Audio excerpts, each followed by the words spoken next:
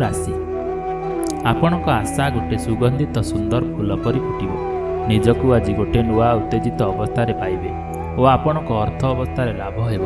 आज आपणक विश्वस्त रखिबा विचार जोगु घर लोकंक मध्य विवाद सृष्टि होई पारे, समीक्षा मध्य होई पारे। आज दिन रे प्रेम रे कढ़ फुटिकी फूल होई पारे।